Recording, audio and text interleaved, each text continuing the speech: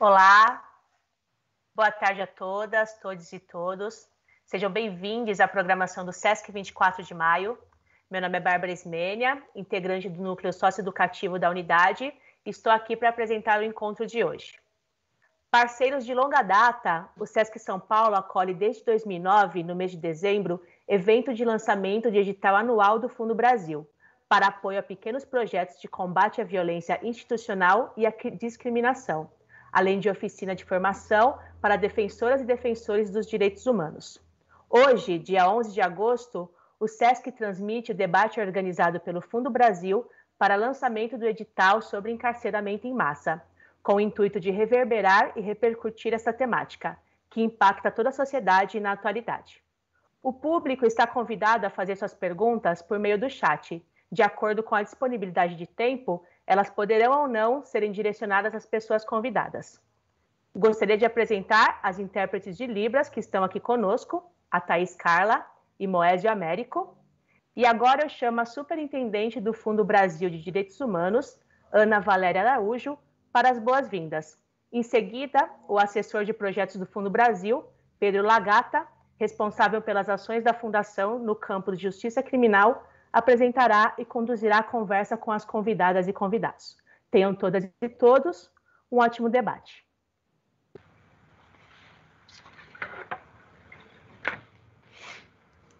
Boa tarde a todas e todos. Eu sou Ana Valéria Araújo, tenho estado aí à frente da direção executiva, sou superintendente do Fundo, tenho estado à frente da direção executiva do Fundo Brasil desde a sua criação. Eu queria começar esse momento saudando a vida de Dom Pedro Casaldáliga, bispo emérito da prelazia de São Félix do Araguaia, no Mato Grosso. Com 92 anos, Dom Pedro faleceu no último sábado. Ele que era conhecido internacionalmente, né, pela sua incansável defesa dos direitos humanos, da reforma agrária, da Amazônia, de suas populações tradicionais, dos direitos dos povos indígenas, do combate ao trabalho escravo, foi um dos instituidores do Fundo Brasil em 2006. O Fundo lamenta profundamente a morte do seu instituidor querido, que foi um gigante na defesa dos direitos humanos no Brasil. A gente tem certeza que a sua vida, a sua luta vão continuar guiando a nossa fundação na nossa missão de promover o respeito aos direitos humanos no nosso país. Que a memória do Dom Pedro possa também inspirar a todos e todas nós nos debates de hoje e de amanhã. Nesse evento que começa hoje e que vai até amanhã, o Fundo Brasil está lançando o seu edital Direitos Humanos e Justiça Criminal, combatendo o encarceramento em massa no Brasil. As inscrições para o edital vão estar abertas a partir de amanhã. Eu acho que é importante falar um pouquinho, muito brevemente, sobre o Fundo Brasil. Nós somos uma fundação, né, que está operando desde 2007, uma fundação privada, operando desde 2007, e que apoia na promoção de direitos humanos por intermédio do apoio a organizações da sociedade civil, primordialmente aquelas organizações com pouco ou nenhum acesso a recursos e que estão espalhadas por todo o país, dedicando-se à defesa dos direitos humanos. Para além de... A gente trabalha e opera com editais, né? A gente tem como o viés central do nosso trabalho é o combate à violência institucional e à discriminação, e como tal a gente vem apoiando públicos diferentes e campos diferentes nos direitos humanos que se dediquem a esses temas. Para além de apoio financeiro por intermédio de editais que selecionam projetos, a gente trabalha no fortalecimento institucional, na formação das organizações e na capacitação técnica desses parceiros locais, além de pensar em promover a articulação dessas organizações, dos projetos que a gente apoia, criando oportunidades para que as pessoas trabalhem coletivamente, trabalhem em grupo, construam as suas estratégias coletivas que possam potencializar essa luta de defesa pelos direitos humanos. Para nós é muito importante também trabalhar ampliando a visibilidade tanto das causas de direitos humanos quanto dos atores, enquanto absolutamente relevantes para a defesa de direitos no país, esses atores da sociedade civil, trabalhar para que se conheça a relevância do trabalho que é desempenhado pelas organizações da sociedade civil de defesa de direitos e quanto que elas são capazes de transformar, né, a situação de respeito aos direitos humanos no nosso país. Eu acho que antes de passar a palavra para as nossas convidadas e convidados, né, que todos nós aqui certamente estamos ansiosos por ouvir, acho que o meu papel fundamental aqui é um pouco reforçar a importância desse momento para o Fundo Brasil de Direitos Humanos e do apoio a essa temática. Para nós é, na verdade, uma vitória chegar a um segundo edital que especificamente voltado para o campo da justiça criminal. Nós fizemos um primeiro edital em 2017 e agora estamos trazendo abrindo um segundo edital para o campo.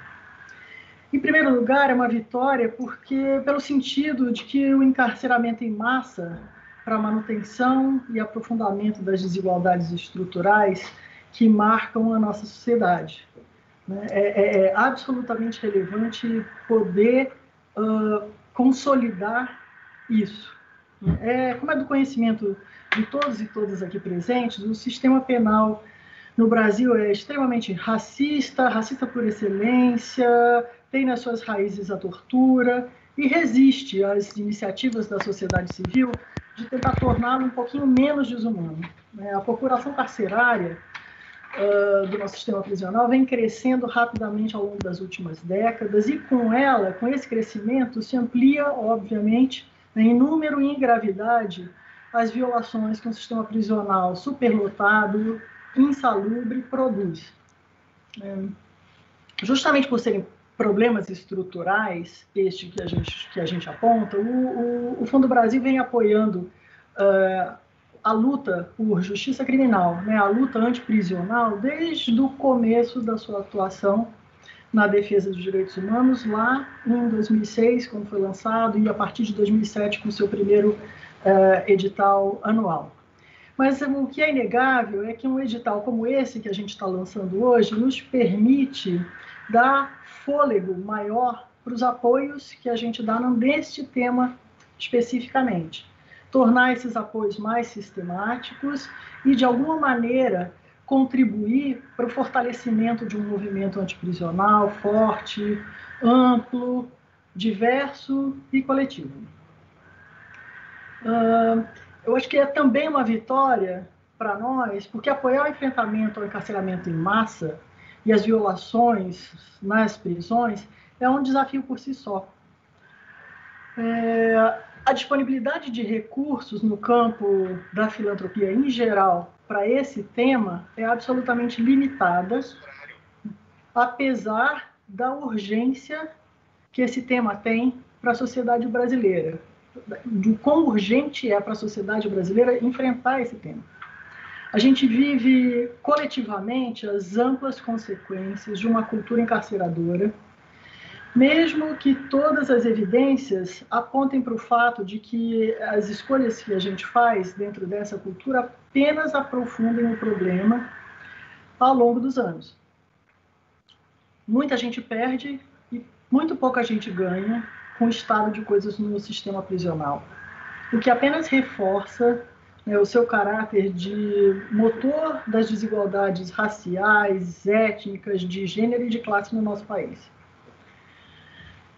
Sendo isso, é preciso também reconhecer, e estou aqui para fazer isso, o compromisso profundo de alguns parceiros, de um parceiro como a Fundação Woke, que nos apoia numa das linhas desse nosso edital, entre outros parceiros, que vem sistematicamente investindo em movimentos, no apoio a movimentos e a organizações de justiça criminal.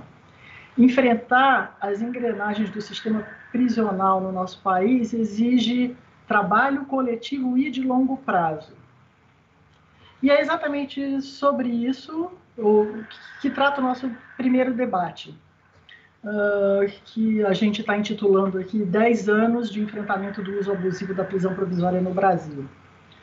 É certo que as organizações de justiça criminal estão trabalhando pelo fim do encarceramento em massa há bem mais tempo do que esses 10 anos.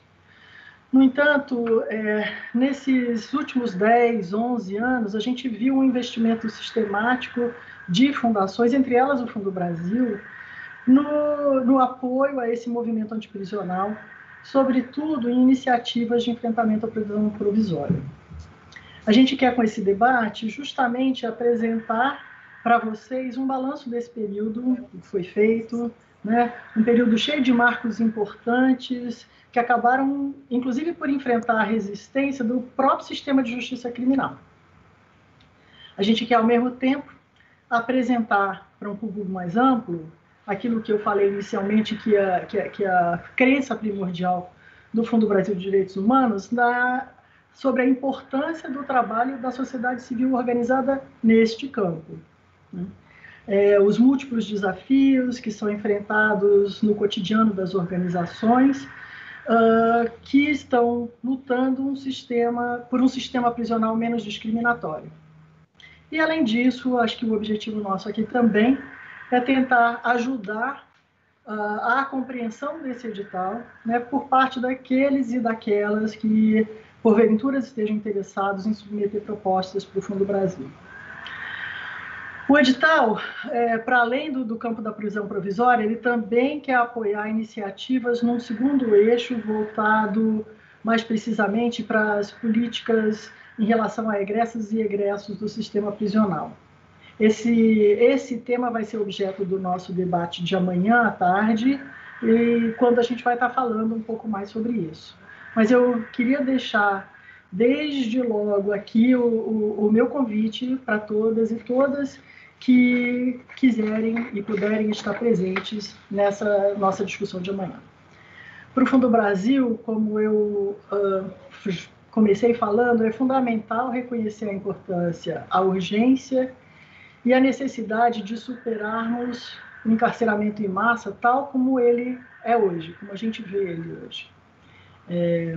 Eu queria aproveitar o momento para saudar especialmente os nossos debatedores e debatedoras dessa tarde e de amanhã, todos eles e elas, né, com uma trajetória de peso nessa árdua luta antiprisional. É uma honra para o Fundo Brasil poder lançar um edital como esse ao lado de pessoas como vocês. Eu agradeço muitíssimo, agradeço a presença de vocês, agradeço por estarem conosco neste momento que para nós é tão relevante.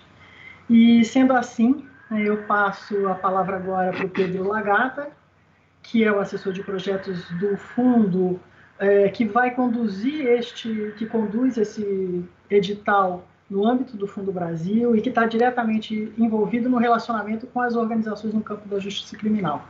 O Pedro vai ser o mediador da nossa conversa de hoje à tarde e, portanto, eu deixo o Pedro com vocês. Muitíssimo obrigada, como falei, que tenhamos um bom debate. Muito obrigado, Ana. Olá a todas e todos e boa tarde. Profundo, é uma honra a presença de vocês aqui para mim também. É uma grande honra poder mediar esse debate de lançamento do edital Direitos Humanos e Justiça Criminal, combatendo o encarceramento em massa no Brasil, aqui no canal do SESC. Em tempos de crises sucessivas, políticas, econômicas, sanitárias, humanitárias, ações e iniciativas voltadas para a população carcerária são absolutamente urgentes. Presos, egressos e seus familiares são, sem dúvida, estão dentre aqueles que mais sofrem com os danos desse momento de rápidos retrocessos que a gente vive. O nosso debate de hoje, especificamente, que eu vou mediar, vai ser sobre o enfrentamento ao uso abusivo da prisão provisória no Brasil, que é um tema denso, complexo e cheio de desafios para o trabalho da sociedade civil. E é justamente isso que a gente quer trazer um pouquinho aqui, com essa ideia de fazer um balanço desses 10 anos, né? A sociedade civil enfrenta o encarceramento e a prisão provisória muito antes disso, mas esses últimos 10 anos, creio eu, marca um momento de investimento sistemático nisso, com bastante gente trabalhando nesse tema, um campo em expansão, e é isso que a gente quer trazer nesse debate para vocês, e para isso a gente convidou pessoas com extensa trajetória no campo antiprisional e no debate da prisão provisória. Eu tenho aqui comigo Isabel Lima, que é psicóloga, mestre pelo Programa de Políticas Públicas e Formação Humana da UERJ e coordenadora da Justiça Global, que é uma das nossas parceiras de longa data nesse campo antiprisional. Então é um grande prazer ter Isabel aqui com a gente. Temos também Augusto de Arruda Botelho, que é advogado criminalista, um dos fundadores e ex-presidente do Instituto de Defesa do Direito de Defesa, também parceiro do fundo nesse momento, e é conselheiro da Human Rights Watch. E temos também Juliana Borges, escritora, estuda política criminal e relações raciais, é consultora do Núcleo de Enfrentamento, Monitoramento e Memória de Combate à Violência da OAB de São Paulo e conselheira da Iniciativa Negra por uma Nova Política sobre Drogas. Ela foi secretária adjunta de Políticas para Mulheres e assessora especial da Secretaria do Governo Municipal da Prefeitura de São Paulo, na gestão do Fernando Haddad.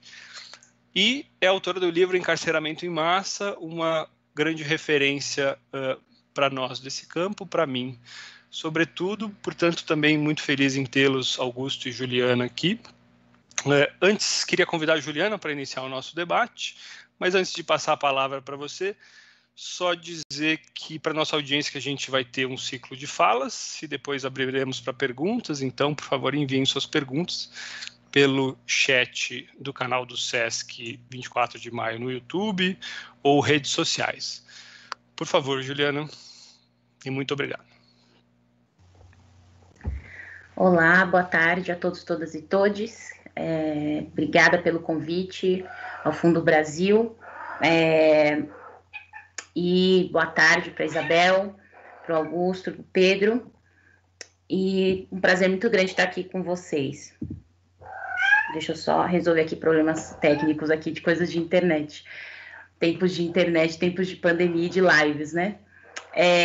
Mas eu pensei, assim, em preparar fazer uma apresentação aqui, né? Fazer algumas considerações, muito a partir das formulações que eu faço, tanto no processo que foi descrita do livro de encarceramento em massa e do que é o foco dos meus estudos, né? Que é sobre política criminal.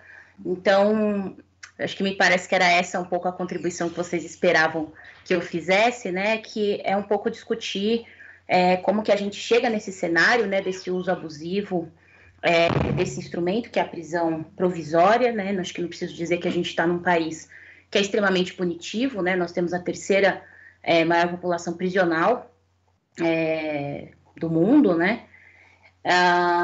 Temos 1/3 da nossa população prisional, né?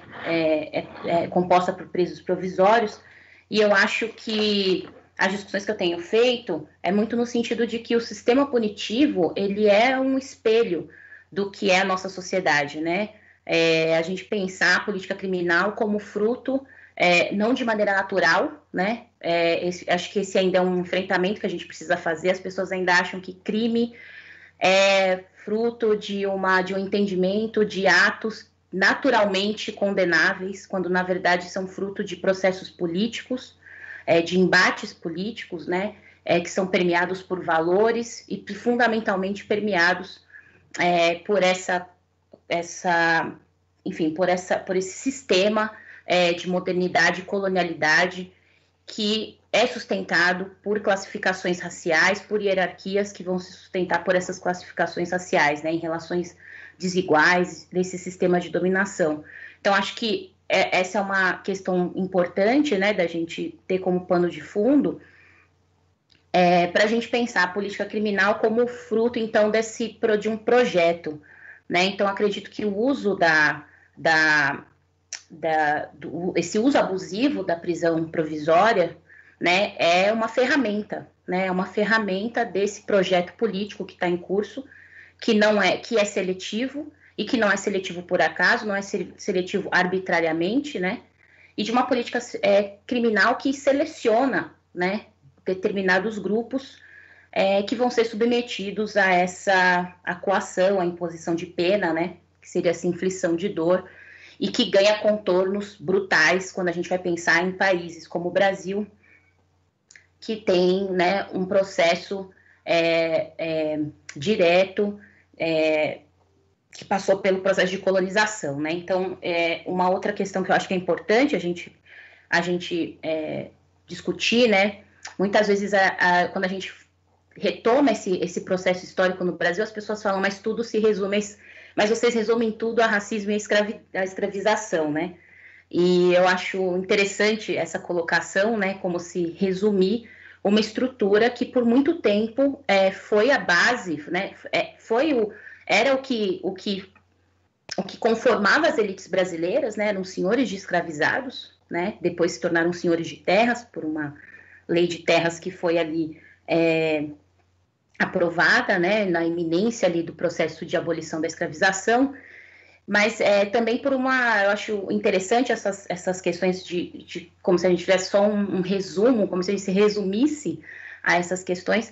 Quando a gente vai pensar, me interessa muito algumas provocações, por exemplo, que um estudioso, que é o Niels Christ, coloca sobre as relações que existem entre as sociedades que têm tiveram esses processos marcados pela escravização e pela servidão, e hoje são as sociedades que são as primeiras do ranking de encarceramento, né? Então, Estados Unidos, China, Brasil, Rússia, né, são sociedades que têm esses processos históricos de escravização e servidão muito marcados e que vão constituir, então, essas sociedades extremamente verticalizadas, essas sociedades piramidais, né? E eu vou um pouco mais longe, concordando com uma outra estudiosa que me agrada muito, que é a Michelle Alexander, de que a gente vive em sociedades que é constituída por um sistema moderno, né, de castas raciais, né, porque mesmo em períodos em que a gente viveu sob governos progressistas, e isso é inegável, os avanços que a gente teve, existe essa contradição de que nesse período é que a gente tem um aumento, né, massivo da população prisional no Brasil, e que a gente tem avanços do ponto de vista econômico, mas que esses abismos, né, e esse sistema de classificação racial, ele permanece, né? Então, mesmo com os avanços que a gente tem, são as populações negras e indígenas que continuam sendo a base da pirâmide socio-racial no Brasil, né? E esses são os grupos que são os considerados inimigos penais, né? Os que precisam ser controlados, os que precisam ser vigiados, e os que vão viver em constante situação de marginalização e de uma política de morte, né, que é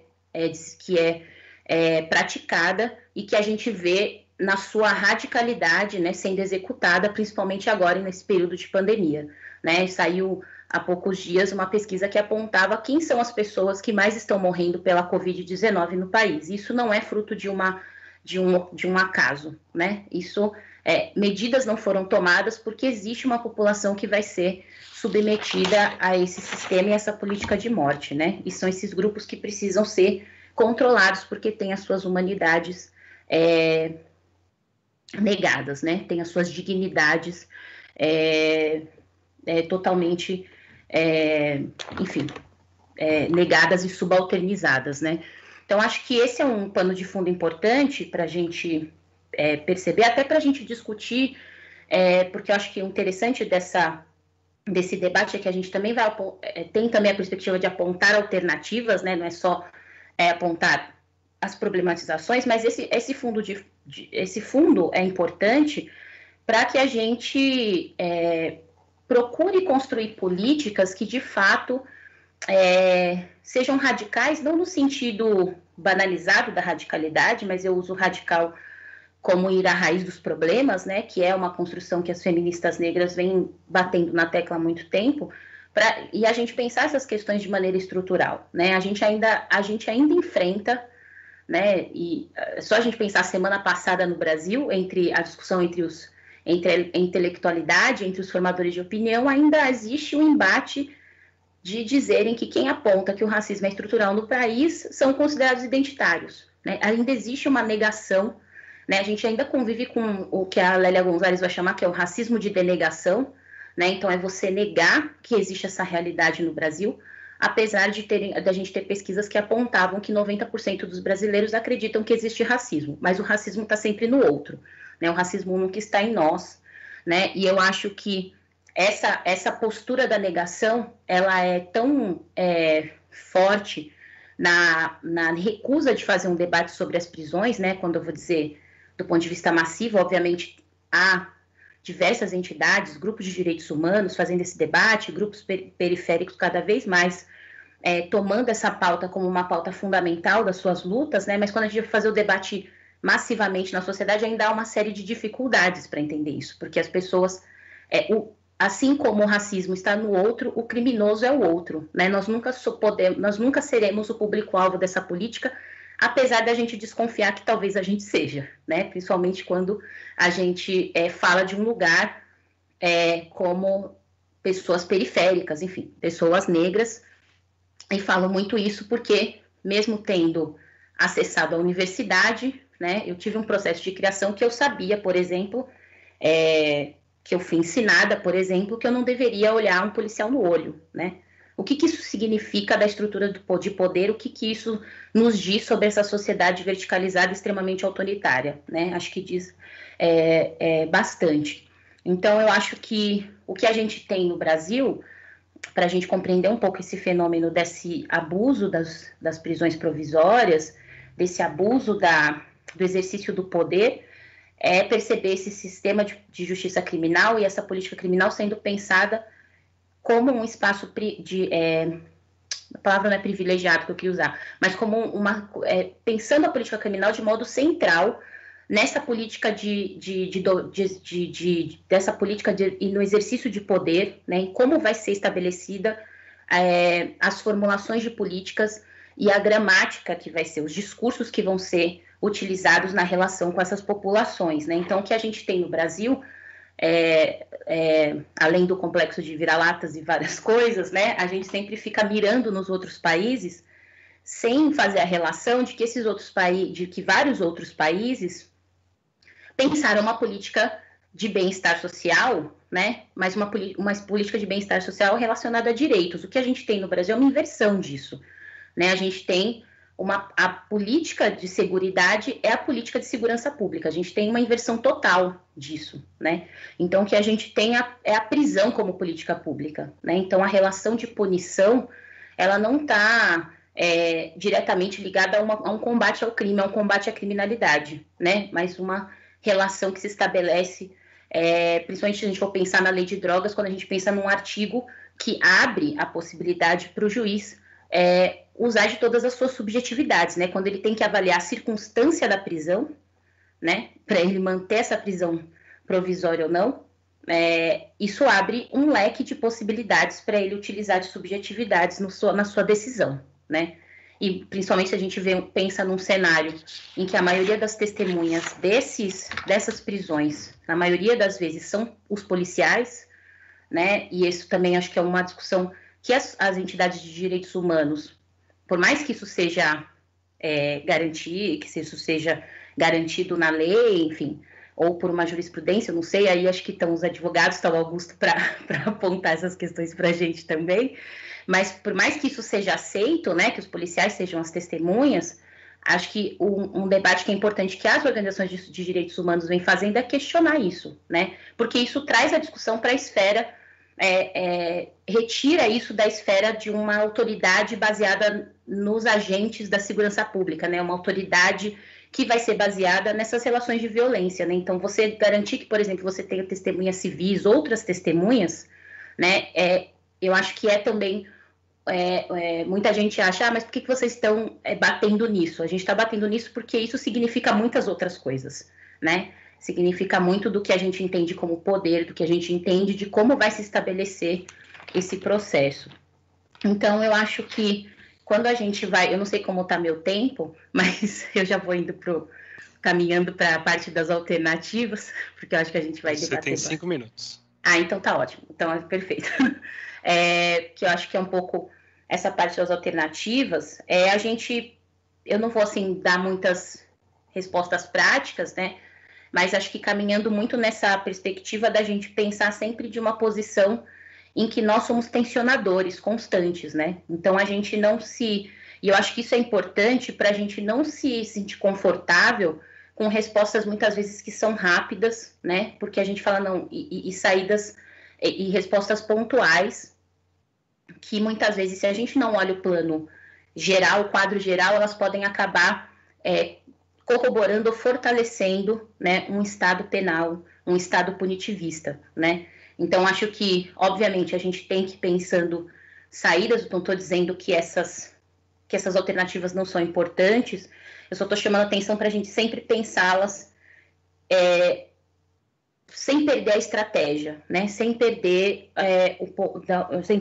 o lugar aonde a gente quer chegar, que são de transformações estruturais, né? Que é instigar na sociedade um debate e instigar uma consciência alternativa, né? Porque a gente precisa, acho que uma das questões é a gente desverticalizar, né? Horizontalizar o sistema de justiça, né, que também ele também é espelho, né? Se a nossa sociedade é piramidal e é vertical, esse sistema de justiça também vai ser dessa maneira, né? Então, como que a gente garante o que eu tenho usado muito, feito muito de pergunta nesse último período, é se é possível decolonizar a justiça criminal, né? Se é possível utilizar as formulações da decolonialidade, dos estudos decoloniais, para a gente pensar a justiça, né? E eu acho que tem vários estudiosos que já fazem uma série dessas provocações, e eu acho que é isso, né? A gente não perder de vista, porque muitas vezes a gente acha que pode ter ganhos em alguma área, não, a gente teve ganho nesse trecho, mas quando a gente olha o cenário, o panorama como um todo, o que a gente teve foi reforço, né, desse estado penal em que a gente vive, né, em que a gente acessa o direito penal, em que a gente resolve todos os nossos conflitos na esfera penal, né, quando a gente tem que sempre construir mecanismos que façam com que o acesso... Enfim, eu sou abolicionista penal, mas como o abolicionismo penal a gente ainda tem um longo caminho para atingi-lo, mas como que a gente consegue trabalhar, né, essa perspectiva, uma perspectiva alternativa, né, do sistema criminal, em que a gente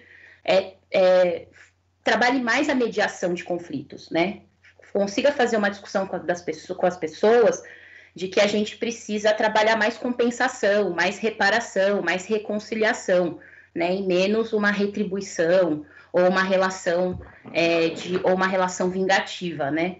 Então, eu acho que esse é uma questão importante, e eu acho que um trabalho como que o fundo vem desenvolvendo de incentivar várias organizações, né, a desenvolver esses trabalhos, também faz parte de uma questão que é importante, que é de como a gente pensa a disputa, porque isso envolve uma disputa cultural, uma disputa política, uma disputa ideológica na sociedade, né? Então, quando você fomenta essas organizações que vão fazer esses debates, né, e eu acho que o fundo tem ampliado o espectro, então não são organizações também periféricas, são organizações que surgem de outras iniciativas, que num primeiro momento a gente pensa, mas isso não tem a ver com justiça criminal, mas quando a gente vai ver o resultado na ponta, tem tudo a ver, né, com a disputa que a gente precisa fazer, que é trabalhar uma perspectiva que não seja, enfim, que a gente não pense as multiplicidades de maneira negativa, né, que a gente não pense, não, a gente precisa de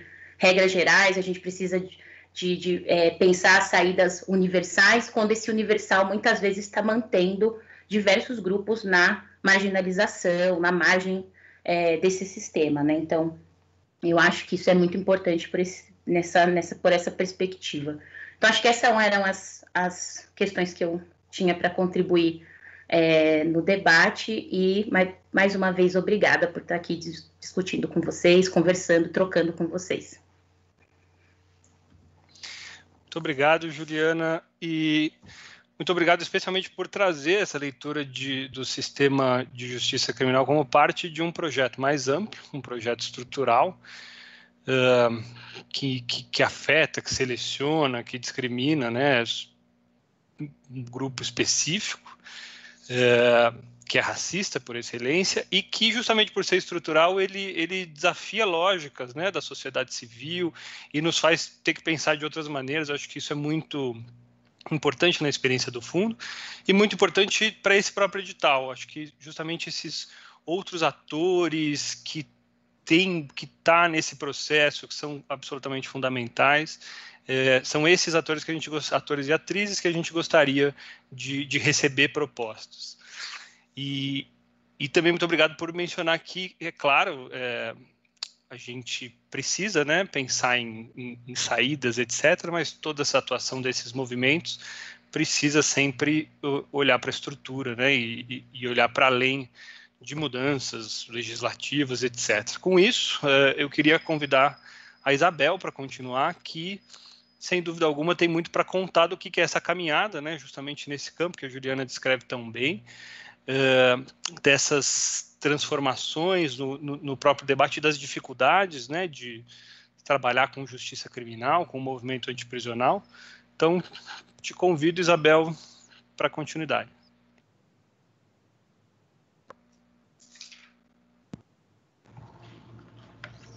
Bom, boa tarde, Juliana, Pedro, Augusto, boa tarde a todas e todos que estão nos assistindo.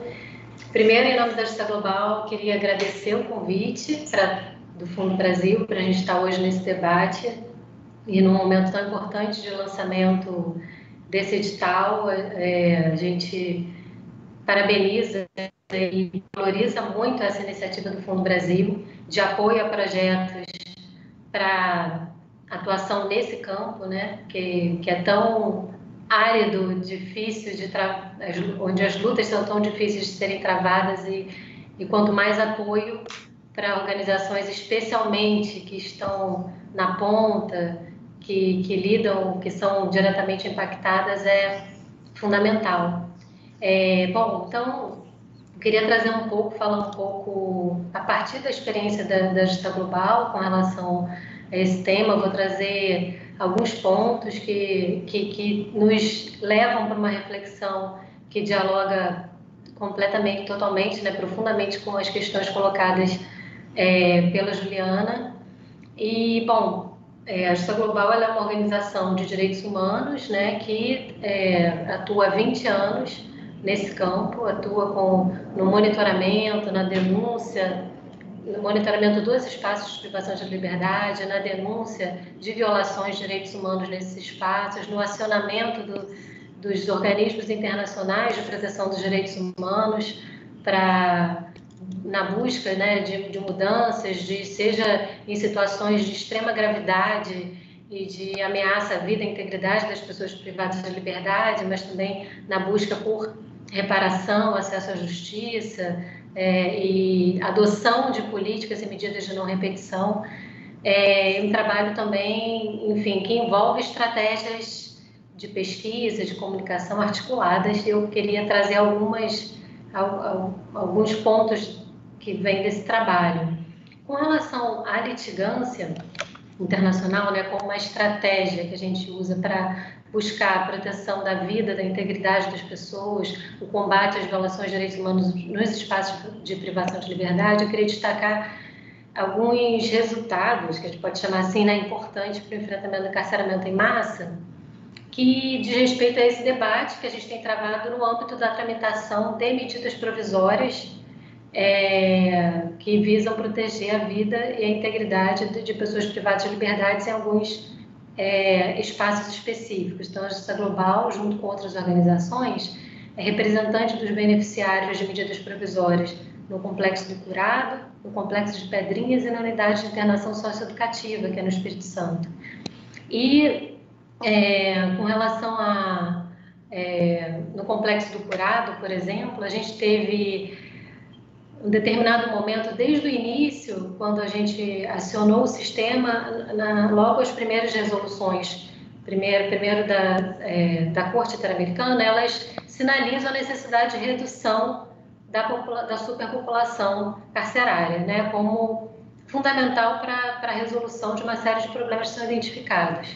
E o Estado brasileiro, ele sempre responde com a solução de ampliação de vagas, ampliação, criação de novas unidades, e a gente vem travando, então, no âmbito da litigação nacional, esse embate com relação a essa perspectiva de apresentação de resposta, né?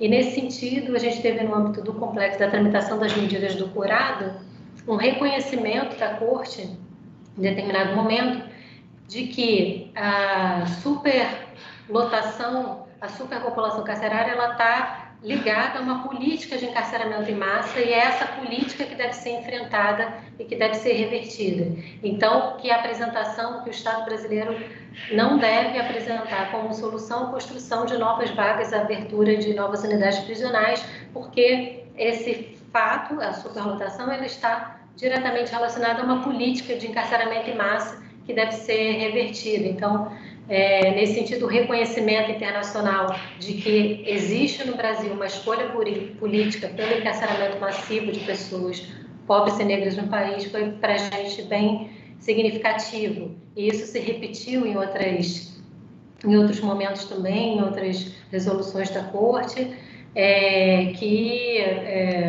enfim, que apontam para esse outro caminho.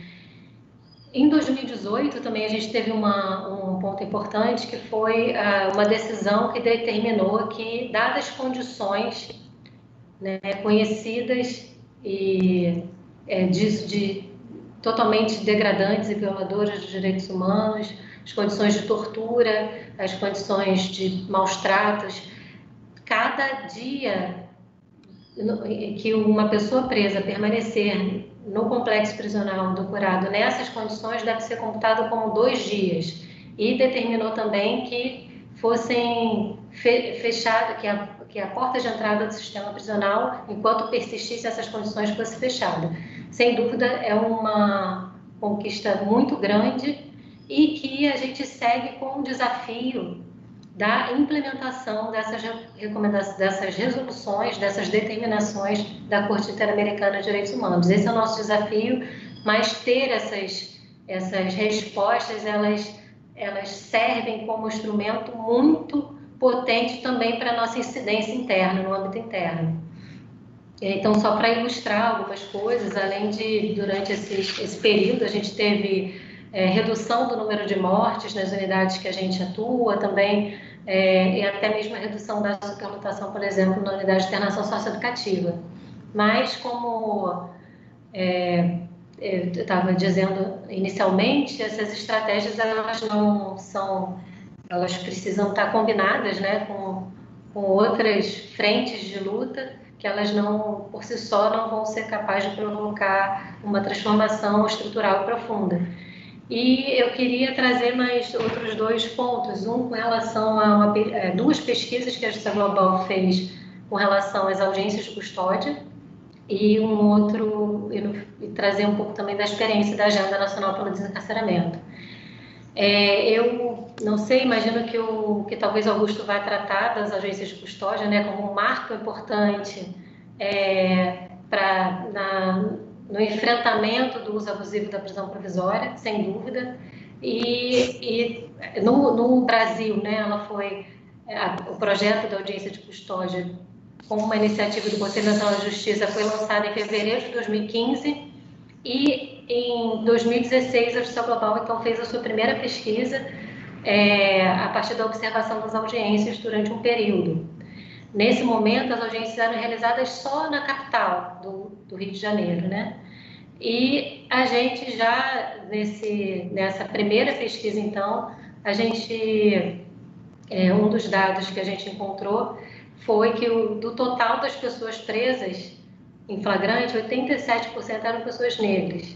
Esse dado, ele se repete também na pesquisa que a gente fez no fim de 2018, quando a audiência de custódia já tinha, então, sido difundida, não mais só na capital, e, de novo, a gente vê os dados da seletividade e do racismo estruturando as práticas do sistema de justiça criminal.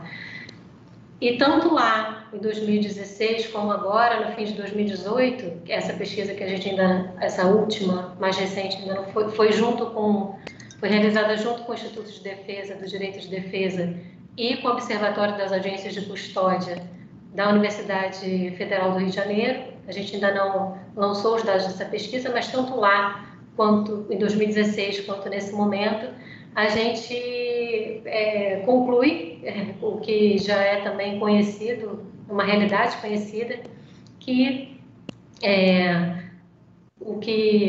na verdade, a audiência de custódia, que é um mecanismo para evitar o uso abusivo da prisão provisória, o que a gente verifica é o uso sistemático, abusivo e ilegal das prisões provisórias. A liberdade, ela que deveria ser uma regra, ela continua sendo exceção. Então, esse dispositivo, ele precisa, as audiências de custódia, como uma estratégia para combater esse cenário, precisa ser aprimorado, fortalecida. E sem dúvida, isso, atrelado aos outros dados que a gente trouxe, isso fala de uma lógica, né, extremamente punitivista, seletiva, estruturada pelo racismo na atuação do sistema de justiça criminal. Então, eu trago esse ponto, né, porque eu acho importante que qualquer incidência para o fortalecimento das audiências de custódia, de outras medidas no âmbito do sistema de justiça criminal, a gente deve levar em conta essa realidade, esse cenário dessa lógica punitivista, seletiva, racista que marca a atuação nesse campo.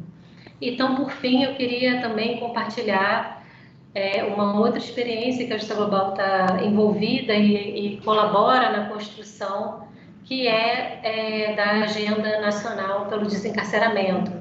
Na verdade, de uma articulação nacional, de um movimento que hoje reúne uma série de organizações, movimentos sociais, familiares e egressos em torno desse documento que é a Agenda Nacional pelo Desencarceramento, que a agenda ela é um programa popular, né, de desencarceramento e desmilitarização, entendendo que esses debates também precisam ser feitos e precisam ser enfrentados conjuntamente, né, a política de segurança pública e de justiça criminal.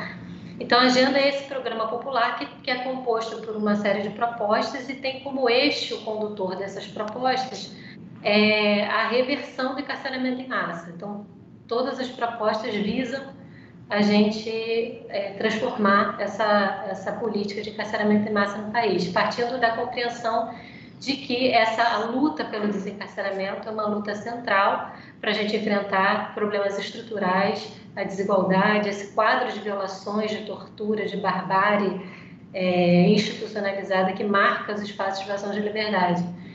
A agenda ela foi construída em 2013, ela foi apresentada para o governo federal como uma proposta de um conjunto de atores da sociedade, nesse momento uma participação muito forte das Mães de Maio, da Pastoral Carcerária Nacional, e em 2016 houve um processo de revisão dessa agenda, desse documento, e no mesmo ano que a gente, então, que um conjunto de organizações recupera esse documento, a gente constrói uma série de organizações, Pastoral, Justiça Global e outras, o primeiro encontro nacional pelo desencarceramento, que aconteceu em São Paulo. Contou já com a participação de vários atores de diversas regiões do país, né? No ano seguinte, a gente fez, então, o segundo Encontro Nacional pelo Desencarceramento, que foi em Pernambuco, e esse encontro já contou com um número maior de organizações, de movimentos, de familiares e de egressos. Então, foi em 2017, 2018, 2019, a cada ano tem sido construído um encontro e cada vez mais outras pessoas, atores se juntam nessa articulação e nessa mobilização nacional em torno dessa pauta. E, além disso, também como um efeito de toda essa mobilização, ao longo desse último período surgiram várias articulações nos estados, que são as frentes estaduais pelo desencarceramento. Hoje, diversos estados do Brasil têm frentes estaduais que organizam as lutas naquele território. E tem sido muito potente esse diálogo da frente das frentes, né, com essa articulação nacional. Então, para fechar mesmo, vi que meu tempo está acabando, né, só reforçar a articulação nacional em torno da agenda. Ela tem uma participação muito grande de familiares, reúne várias organizações e movimentos, como eu falei, e tem se afirmado como uma articulação muito potente de lutas antipunitivistas, antiproibicionistas, de lutas antirracistas, contra a violência do Estado, né? Reúne atores que lutam historicamente contra a violência do Estado. Tem sido uma articulação muito forte de mobilização de resistências, de fortalecimento de ações coletivas, e tem nesse último período, inclusive agora no contexto da pandemia, mobilizado ações muito importantes. Por exemplo, então, só para encerrar mesmo, citar aqui como exemplo a campanha Tortura Não Se Vê Pela TV, que foi fortalecida, que a articulação, a Agenda Nacional participa, mas junto com outros atores também, dessa campanha, que teve um resultado positivo. A mesma coisa, a resistência à implementação de containers como celas, que também foi uma proposta que surgiu nesse contexto da pandemia, e também houve uma campanha forte que a agenda esteve diretamente envolvida, fortalecendo junto com outros atores. Então, assim, para fechar mesmo, é fundamental que a gente pense caminhos para reverter a política de encarceramento em massa, e isso demanda uma série de medidas.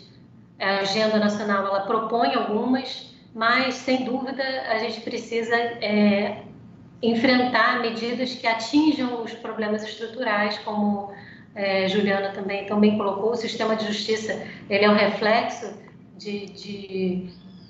da estrutura da nossa sociedade.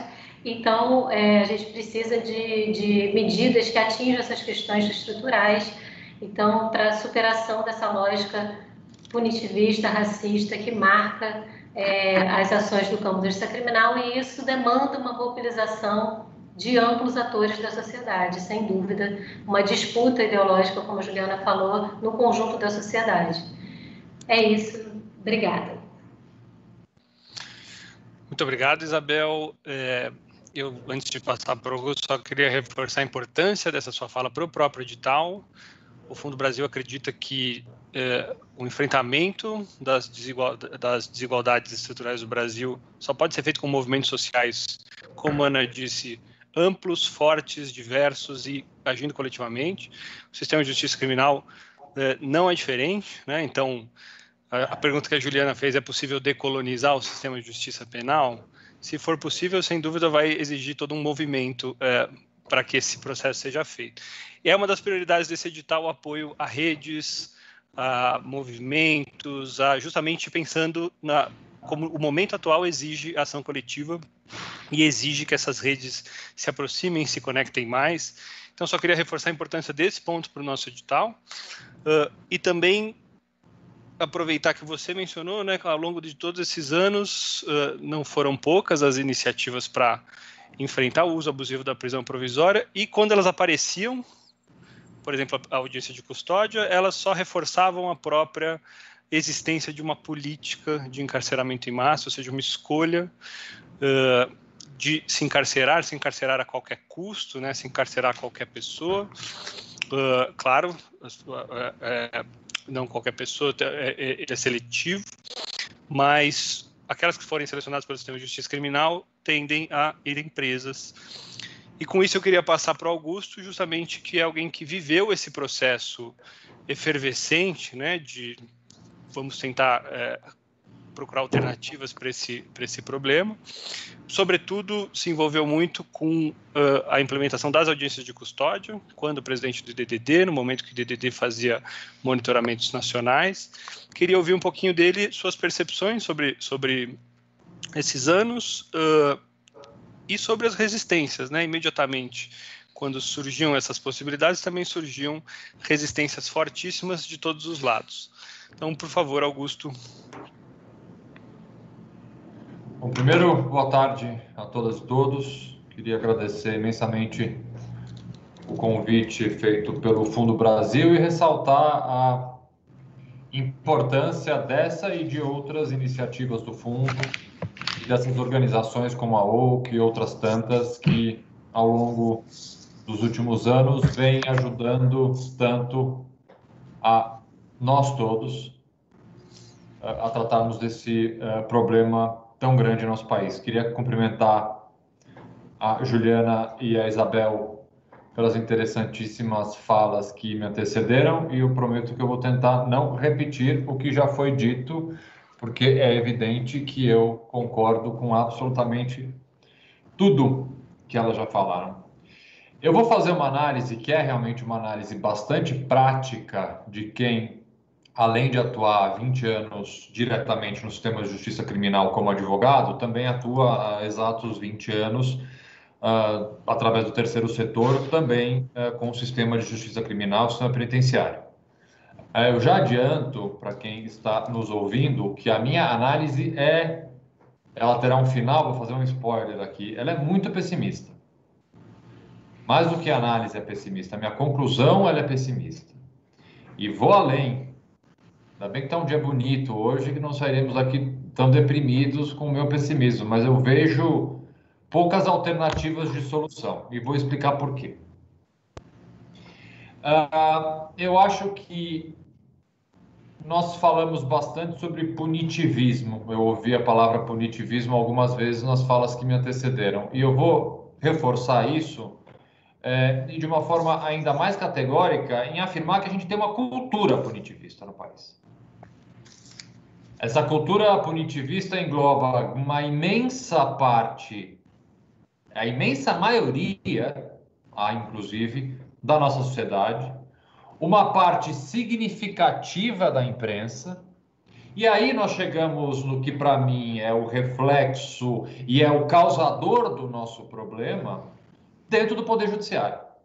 Nós temos um Poder Judiciário extremamente punitivista, que trata da prisão provisória.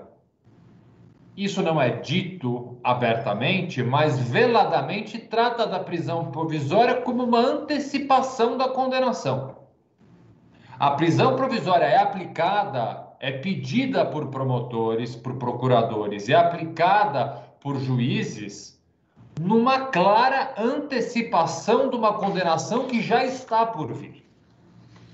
O juiz, principalmente por não termos, até temos, mas isso foi suspenso por uma decisão do Supremo, por não termos um juiz de garantias em nosso país, o juiz que pela primeira vez se depara com um pedido de prisão preventiva, muito provavelmente é o juiz que irá julgar esse caso, na imensa maioria das comarcas. Então, ao julgar a possibilidade ou não da decretação de uma prisão preventiva ou de qualquer outra modalidade de prisão provisória, já está o juiz, de certa forma, antecipando uma condenação que ele acha que ele vai dar.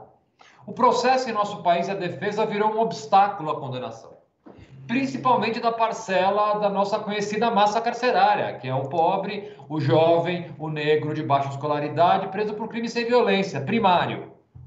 Essa é a nossa população carcerária. Então, o nosso sistema judicial, nosso sistema penal seletivo e punitivista, ao decretar uma prisão provisória, ele já está veladamente se antecipando uma condenação. Já que eu vou condenar essa pessoa lá para frente, já deixa ela presa. E por que isso fica bastante claro? E aí que começa o problema.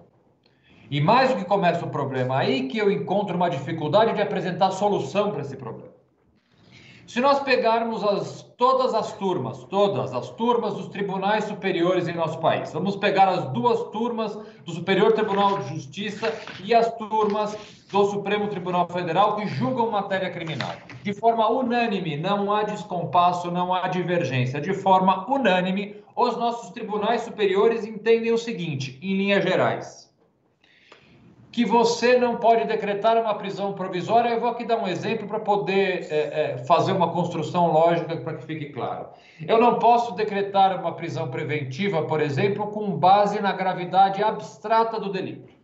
E também não posso decretar uma prisão preventiva em meras conjecturas, em suposições. Esta é a jurisprudência unânime dos tribunais superiores.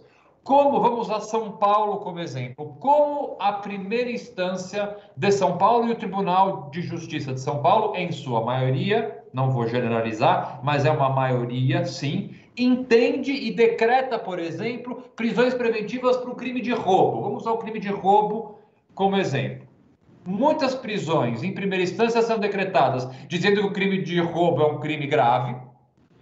Logo, se contraria especificamente aquilo que os tribunais superiores pacificaram em dizer que a gravidade abstrata de um delito não é justificativa para se decretar uma prisão preventiva, e vai-se além, dizendo que, por exemplo, há possibilidade, o roubo, por ser um crime grave e por causar muito insossego na nossa população, diante do risco da reiteração delitiva, decreta-se a prisão preventiva. Então faz exatamente o que as centenas, milhares de acórdãos do Supremo e do STJ diz que você não pode fazer. Você primeiro pega a gravidade abstrata de um crime, o crime de roubo é um crime grave, logo eu vou prender preventivamente, e eu vou supor, e o tempo verbal já indica, provavelmente poderá voltar a delinquir.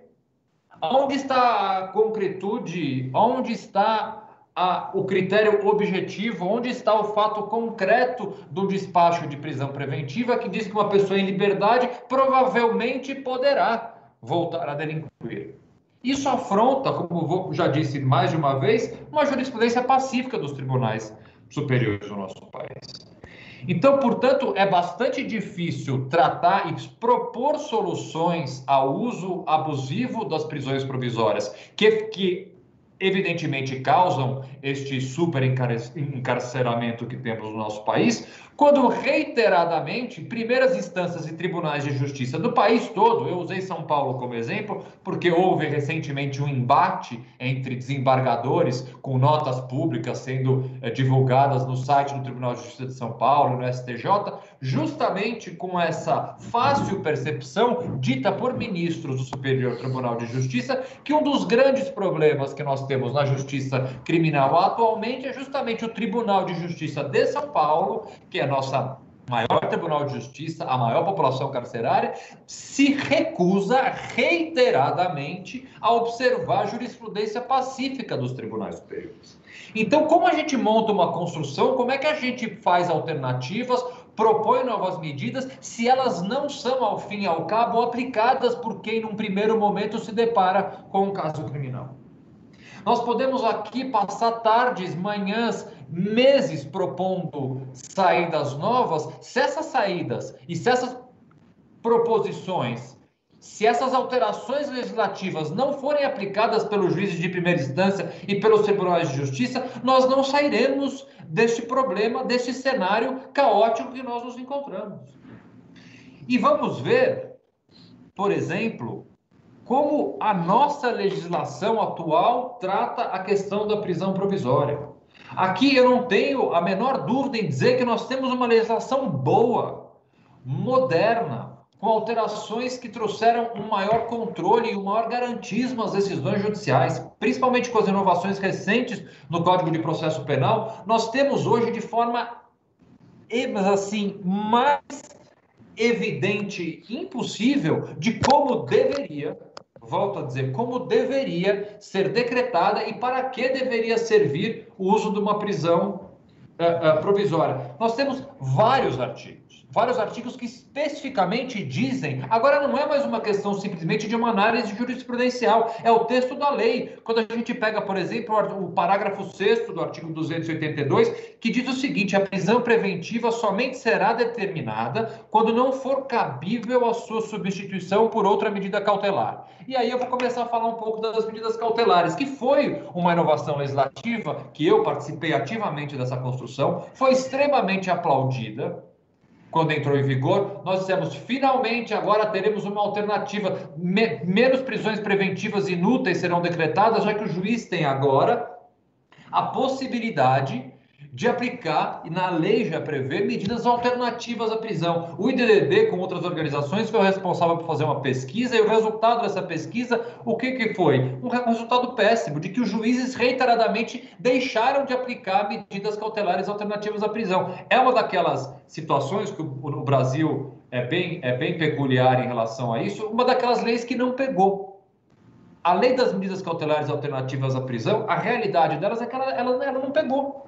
E aí você pode discutir as razões, nós entrevistamos juízes, promotores, delegados, acadêmicos e advogados, e uma das grandes preocupações do Poder Judiciário é que não havia fiscalização. Eu não me sinto seguro, juiz, em aplicar uma medida alternativa cautelar à preventiva, porque eu não sei como ela vai ser fiscalizada, não há tornozeleira eletrônica suficiente, etc. Portanto, essa lei das cautelares, que veio para diminuir o número excessivo dessas prisões provisórias, o resultado prático delas, infelizmente, vou ser bem objetivo, ela funcionou muito pouco. Quando funcionou? E mesmo assim, vem alterações recentes, incluindo a necessidade, porque antigamente a gente ficava apenas na jurisprudência, e tem um acórdão do STJ paradigmático, que eu acho que é o acórdão mais importante que trata desse tema, do ministro Schetti, em que ele deixa de forma bem óbvia o que é uma prisão provisória. E ele fala o seguinte: o juiz somente poderá decretar a medida mais radical, a prisão preventiva, quando não existirem outras medidas menos gravosas ao direito de liberdade do indiciado ou acusado, por meio das quais seja possível, com igual eficácia, os mesmos fins colimados pela prisão cautelar. Aí vem a lei, na alteração recente legislativa, no seu artigo 312, parágrafo 2º, dizer que a decisão que decreta a prisão preventiva deve ser motivada e fundamentada em receio de perigo e existência concreta de fatos novos ou contemporâneos que justifiquem a aplicação da medida adequada. E mais, o mesmo parágrafo 6º que eu li há pouco obriga o juiz, no momento de decretar uma preventiva, a dizer o seguinte: justificando o não cabimento da substituição por outra medida cautelar. Ou seja, aquilo que nós aprendemos na faculdade e aquilo que nós falamos há vários anos, de que a liberdade é a regra, a prisão antecipada, a prisão provisória é a exceção, hoje em dia a lei diz. A lei expressamente fala. O juiz, ao analisar um caso concreto, ele tem que primeiro dizer por que não serve uma cautelar, para aí depois decretar uma preventiva. Agora, convenhamos, é isso que acontece na prática, nos fóruns de primeira instância espalhados pelo Brasil? Não. Então, portanto, o que eu vejo, explico o meu pessimismo, porque eu não tenho proposta legislativa nenhuma para fazer, para melhorar esse cenário, porque todas as que eu poderia fazer já estão feitas, colocadas, aprovadas e em vigor. O que falta é o judiciário aplicar a lei. O que falta é o judiciário obedecer. Obedecer aqui não, porque não é, vamos dizer assim, uma súmula vinculante, mas observar os porquês, entender e discutir de uma forma produtiva e justificar por que não aplicar a jurisprudência dos tribunais superiores. Aí nós vamos falar um pouquinho, eu tenho apenas mais 5 minutos, mas para dizer um pouquinho e contar a construção das audiências de custódia. E por que eu ainda acho e quero me segurar a esperança de ainda propor o fortalecimento e ampliação das audiências de custódia, por entender que é o único mecanismo de nós termos, quem sabe, uma situação diferente. A audiência de custódia foi uma construção feita durante, diria eu, pelo menos uns 3 anos da minha vida, enquanto presidente do IDDD, foi o tema prioritário da minha gestão.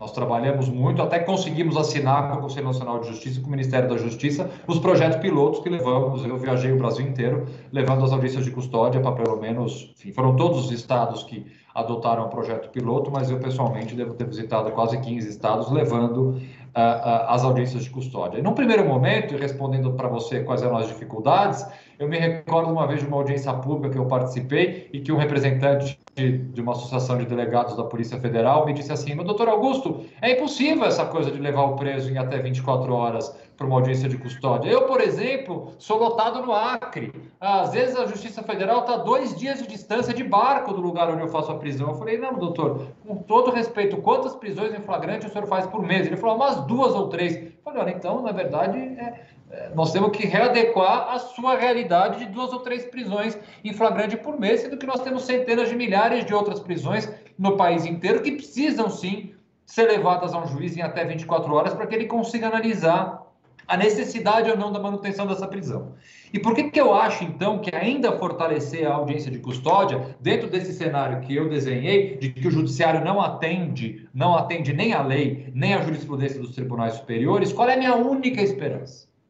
E que, portanto, passa, sim, pela realização de cada vez mais, em todos os lugares do nosso país, a audiência de custódia. Porque a única esperança que eu tenho é que um juiz de primeira instância deixe de decretar uma prisão preventiva, eventualmente aplique uma medida cautelar, é olhando para a cara do preso e da presa. É vendo a situação dele no momento logo depois da prisão. É sentindo o cheiro da pessoa. É humanizando a pessoa que responde a um processo e não olhando simplesmente um pedaço de papel. Enquanto o judiciário achar que um processo é apenas uma folha de papel e um réu é apenas mais um réu, ele vai fazer o que muitas vezes faz, que é um simples copia e cole numa decisão, usando argumentos completamente genéricos, abstratos, que caberiam em qualquer decisão judicial. Então, enquanto o juiz não olhar, o juiz e a juíza não olhar para um preso, perguntar o que aconteceu e ver que aquela pessoa ela pode ser, sim, um dependente químico, ela pode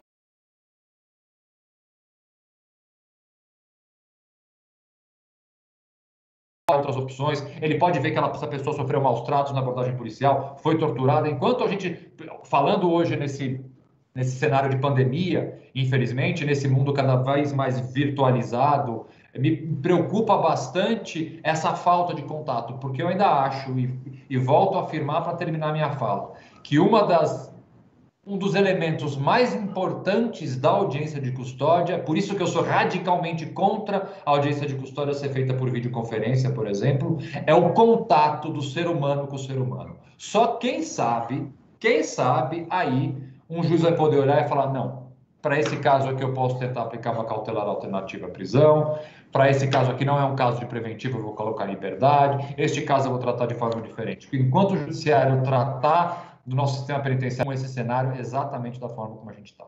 Obrigado pela atenção de vocês.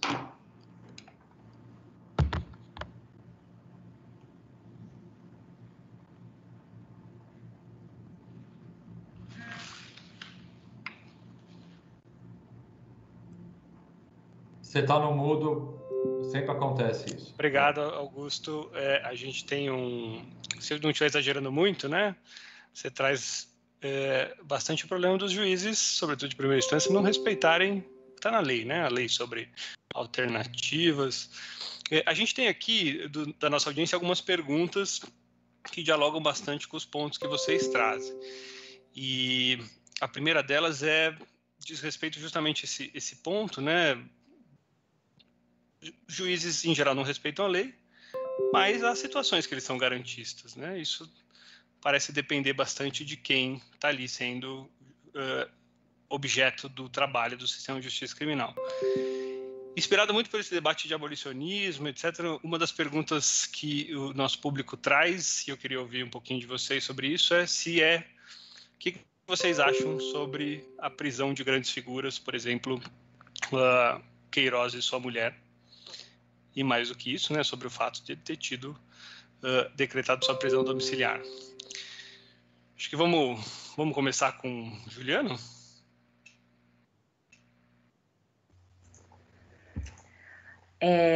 Então,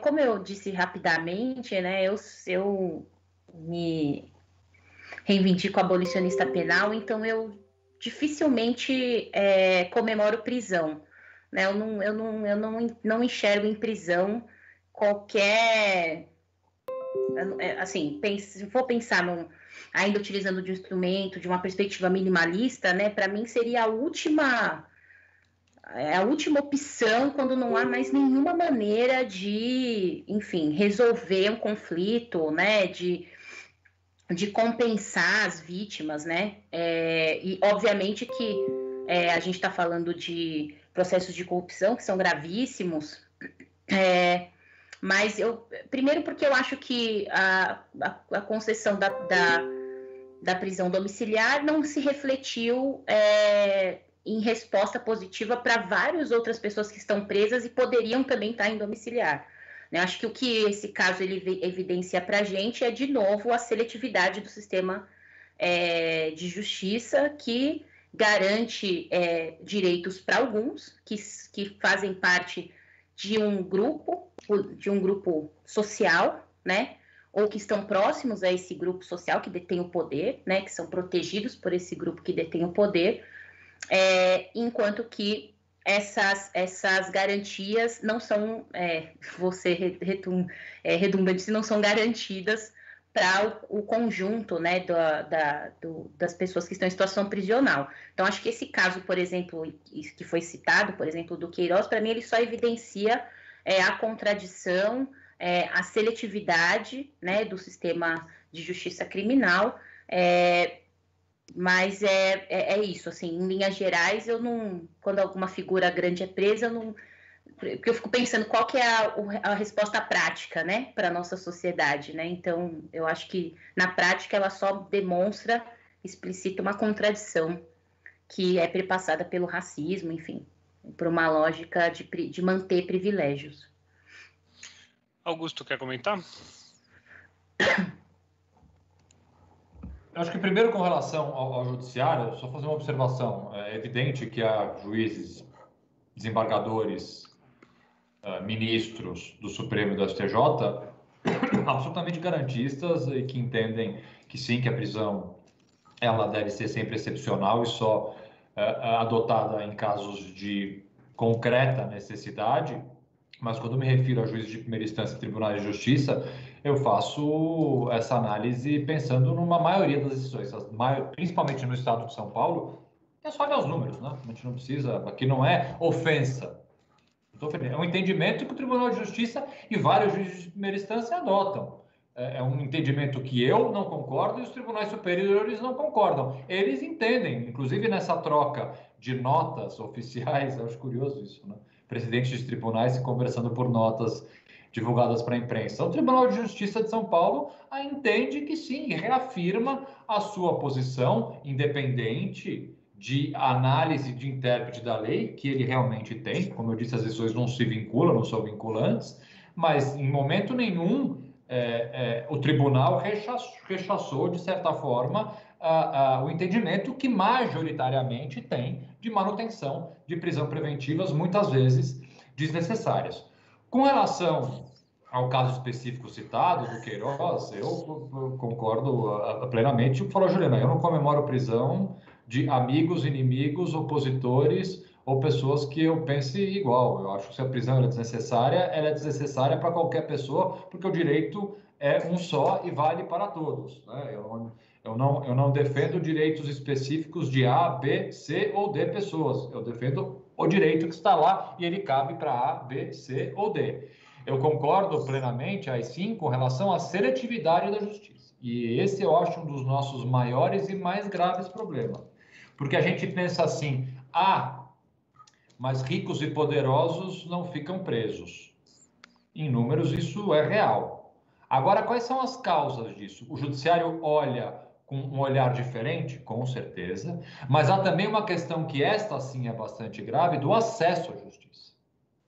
Pessoas com condição financeira conseguem acessar de forma mais eficaz, íntegra e, de certa forma, mais ampla a justiça criminal, ao passo que quem não tem recursos para contratar um advogado, muitas vezes tem que se socorrer das defensorias públicas que fazem um trabalho que eu sou um grande apoiador, merece todos os aplausos, um trabalho muitas vezes vocacionado e quase desumano, mas as defensorias públicas nós sabemos, tem falta de recurso, tem falta de pessoal e muitas vezes não por não querer, por não conseguir, consegue acessar integralmente e de forma rápida a justiça, como um advogado que só se dedica a isso. Não é uma questão de um é melhor ou outro não é pior, é uma questão simplesmente de limitações naturais. Então, a pessoa que não tem recursos para contratar, muitas vezes, um advogado particular, não consegue acessar também a justiça. E o que eu não gosto, e muitas vezes, e eu me recordo especificamente de um julgamento perante o Supremo Tribunal Federal, em que um réu pedia para que ele fosse colocado em prisão domiciliar porque ele tinha um problema cardíaco.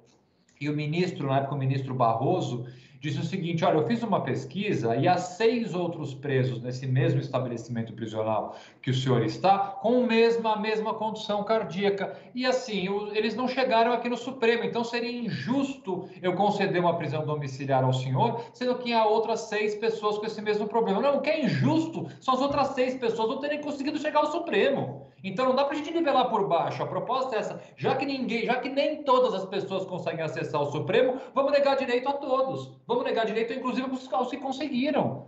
Isso é uma forma de você não deixar a justiça, de certa forma, mais equânime. O problema são esses 6 não terem conseguido. Não é o problema aquele que conseguiu. Então nós não podemos olhar os presos famosos, as pessoas com presos por crime de colarinho branco, com um olhar diferente. Eles conseguiram acessar a justiça, mas o que deveria acontecer é que todos acessassem a justiça, assim como eles. É esse o fim que nós devemos atingir, que todos acessem integralmente e democraticamente a justiça. Queria passar uma pergunta para Isabel, ainda nessa toado sobre como, né, se aplica a lei nesses anos todos de trabalho. Tenho certeza que a justiça global tem diversas iniciativas em diversos campos, entre elas o contato direto com os poderes, com o judiciário, com o executivo, etc. E a gente, há alguns anos, vem caminhando para o que a gente chama de fechamento do espaço cívico, né? Ou seja, menos oportunidades de construir relações de colaboração com os atores, etc. Então, pensando nessa lógica, né, de como, por exemplo, trabalhar para que os juízes garantam mais os direitos dos presos provisórios, como que a Justiça Global vê, nesse momento, esse trabalho de incidência sobre o Estado, sobretudo do Judiciário?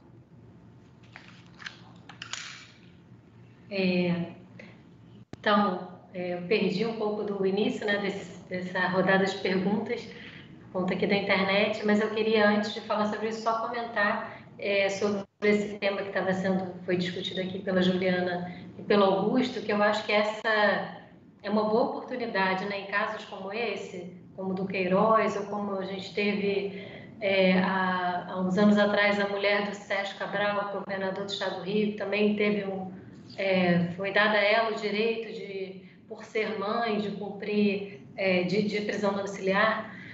Enfim, é uma oportunidade para a gente falar sobre a seletividade, mas também de fazer o debate na sociedade, de que a gente, como o Augusto falou, que a gente busca não é a democratização das violações e do não cumprimento dos direitos e garantias, né? O que a gente busca não é a democratização do não acesso à justiça.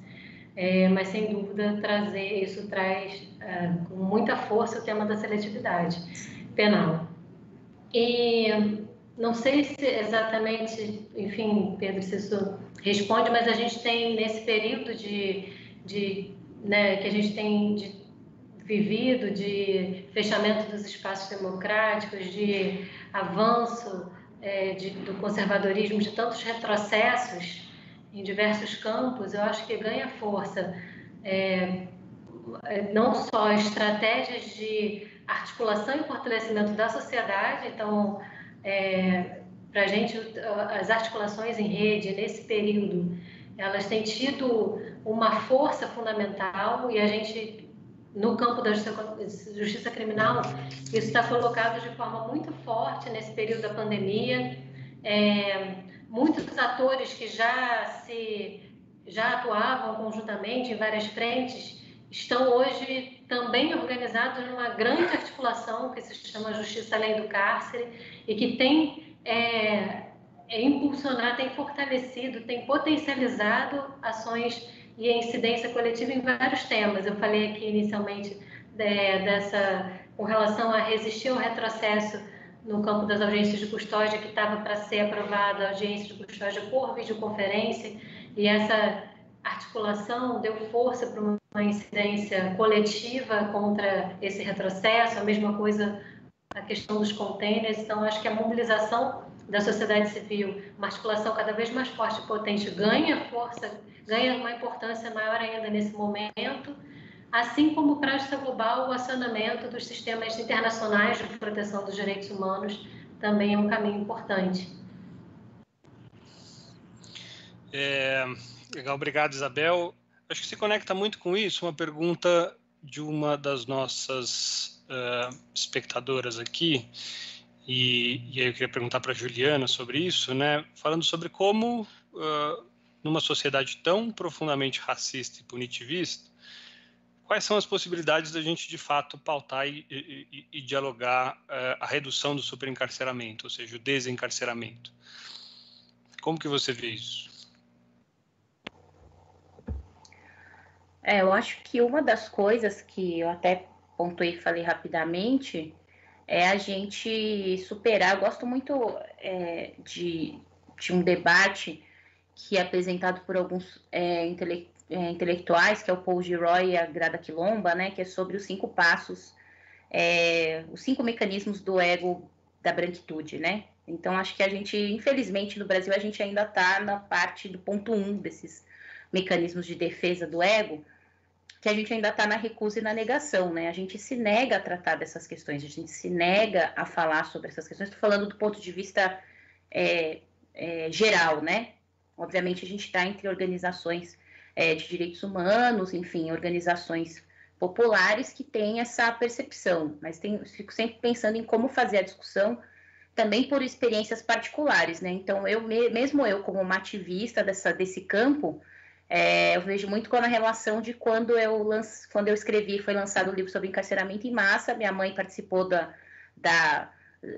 lançamento, achou maravilhoso, ficou emocionada, e ela foi ler o livro, e depois que ela foi ler o livro, ela me chamou para conversar, assim, né? Como assim você está defendendo soltar as pessoas, entendeu? Como você está defendendo desencarcerar, né? Então, acho que tem um pouco esse ponto, essas questões que a gente precisa superar, né? Primeiro dessas questões de negação, então a gente ainda nega, a gente tem escutado ainda campos que falam que existe o mito do encarceramento em massa, né? Então a gente precisa rebater essas questões, as pessoas ainda se sentem confortáveis em, como eu disse, vou repetir, falar que quem está apontando racismo está sendo identitário, né? Falar que quem está apontando esses silenciamentos de vozes, esses silenciamentos de vidas, né, de pessoas, está querendo que os outros que sempre falaram silenciem, quando não é sobre isso, né, é garantir democratização, que todos possam ter, e quando eu falo isso, é que todos possam falar, todos possam ter acesso à justiça, enfim, né, acho que tudo isso está interligado, né, então acho que infelizmente não tem resposta mágica, né, acho que a fala principalmente quando o Augusto apresentou aqui essas dificuldades, né? Eu gostei muito que ele começou falando, eu não vou aqui apresentar, não é fácil apresentar uma resposta, porque justamente o que tem pautado essas decisões, o que tem pautado essa dificuldade de fazer com que juízes, com que advogados, com que as pessoas aceitem esse debate, é porque esse debate é permeado por ideologias, por valores, né? Por percepções das pessoas. E não tem jeito, a gente vai ter que fazer essa discussão, né? A gente vai ter que fazer essa disputa e ela não se resolve de maneira rápida, né? Eu acho que as ações que tentam ter respostas mais práticas estão sendo desenvolvidas, como a Isabel mostrou, né? Os movimentos não estão parados, né? Estão tentando propor, estão tentando apontar soluções. Então, o embate que a gente teve, por exemplo, agora no período da pandemia, né? Da ação que os movimentos e que as organizações de direitos humanos fizeram para a gente tentar forçar o desencarceramento, né, diante da pandemia. E mesmo diante da pandemia, a gente viu a dificuldade que foi, né, uma questão objetiva, um problema objetivo, né? Então, a morosidade para desencarcerar, não estou dizendo que não teve nenhum desencarceramento, né, de pessoas que estavam ali dentro dos grupos de risco e tudo mais, mas a morosidade dessas decisões, né, se a gente for olhar pro complexo que é do sistema prisional. Então, eu acho que não, infelizmente, eu acho que não tem uma saída, né, uma resposta fechada, mas é a gente romper silêncios, né, não ter medo de defender, não ter medo, às vezes a gente fica com medo de falar de desencarceramento, né? Falei dessa minha experiência particular, porque quando eu fui perguntada pela minha mãe, que era uma mulher periférica, negra e tal, e ela falou, como assim desencarcerar? Eu falei, desencarcerar, né? E vamos fazer o debate, né? E muitas vezes a gente acaba ficando com medo e recuando dessas questões. Eu acho que a gente está num ponto em que a gente não pode mais recuar, né? Não sei, obviamente não respondi, mas eu acho que apontando um pouco. Eu acho que responde bem e diz da complexidade da questão, né? Por exemplo, aqui no nosso chat está circulando muito perguntas ao redor da ideia de abolicionismo. Então eu vou colocar para vocês pedindo um comentário breve sobre essa pergunta, para depois a gente ir para as considerações finais.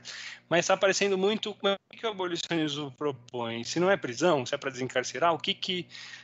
então eu vou refrasear um pouco, que eu acho que é essa ideia que o pessoal ali está lidando, que é a gente está muito preso à ideia da punição ser e essa é a única forma de responsabilização possível, né? Então, para a gente dialogar um pouco com a nossa audiência, o que vocês acham que poderia surgir de proposta em vez disso? E depois eu tenho uma outra pergunta para vocês, para a gente fazer as considerações finais. Queria começar com o Augusto.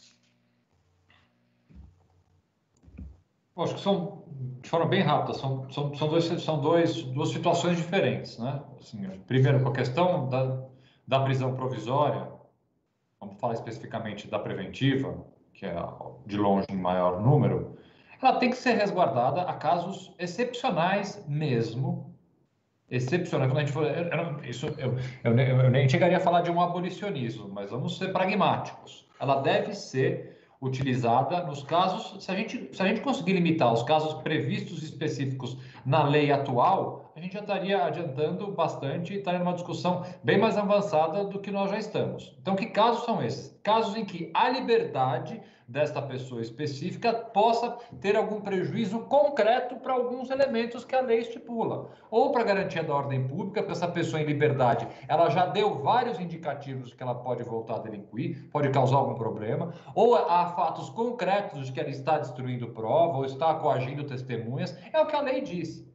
Então, limitar exclusivamente a prisão provisória, a prisão preventiva, que ela vem antes de uma condenação, ou seja, estamos tratando de uma pessoa em tese inocente, tratar essa prisão exclusivamente, excepcionalmente, para casos em que haja a necessidade. Eu me lembro hoje, que é 11 de agosto, o dia do advogado, eu me lembro do Márcio Tomás Bastos, que foi o advogado que eu trabalhei grande parte da minha vida, ele começava sempre as sustentações orais no tribunal, dizendo, a prisão preventiva, ela tem uma palavra, e a palavra é necessidade. Ela precisa ser necessária. Se ela não é necessária concretamente, ela é ilegal.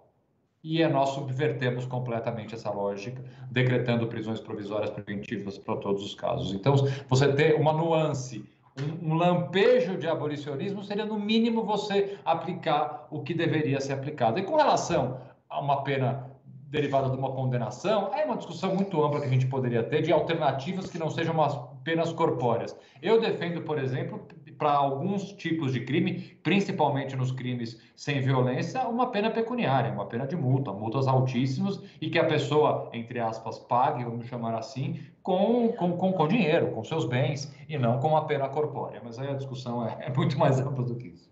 A Juliana entende bem mais o assunto do que eu. Obrigado, Augusto. Isabel?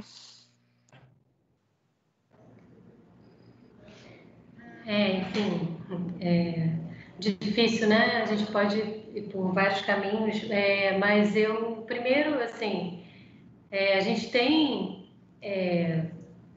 se a lei fosse respeitada e garantida, a gente já teria um outro quadro menos grave com relação ao que é o sistema prisional hoje, né? Então, a Agenda Nacional pelo Desencarceramento, ela traz propostas no âmbito do que é possível ser realizado e que pode tornar minimamente, enfim, reduzir os danos da prisão, mas eu acho que tem uma questão mais profunda, estrutural, anterior, que eu acho que é importante quando a gente conversa sobre abolicionismo, é se colocar a pergunta para que servem, né? As prisões, essa que enfim, a Juliana trouxe brilhantemente, esse histórico, né? E traz no livro dela, que é uma referência para a gente. Então, que é a pergunta que também a Angela Davis coloca aí para abrir esse debate, para que servem as prisões, e a gente poder refletir como a gente que pensar num outro modelo de sociedade mais justo, igualitário, necessariamente demanda a gente rever as formas de punir, né? Por que sempre foi assim e sempre vai ser? A prisão é vista como algo que é naturalizado, né? E a gente precisa se permitir colocar isso em questão e na construção de uma outra sociedade que a gente deseja, justa, igualitária, livre de toda forma de opressão, racismo, pensar nas formas de punir, que são compatíveis com uma sociedade democrática, né? Então, você falou sobre como discutir desencarceramento numa sociedade profundamente racista. O que a gente tem que pensar, falar e afirmar sobre a urgência de se discutir o desencarceramento, né, numa sociedade que é profundamente racista, e poder trazer à tona, né, como o encarceramento, assim como o extermínio da população negra, serve para uma política de morte, de controle sobre a população negra enfim, é esse o debate que precisa ganhar força e está colocado para a gente.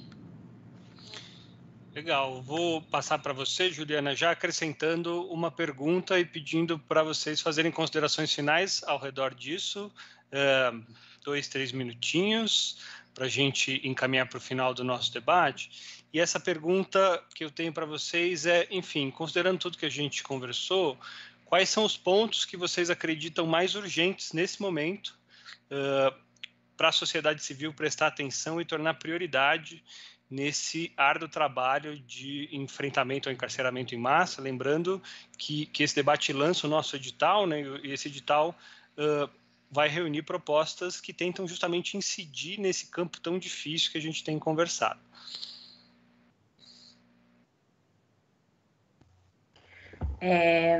Bom, primeiro que, dialogando com a questão do abolicionismo penal, acho que precisa de um debate, gente.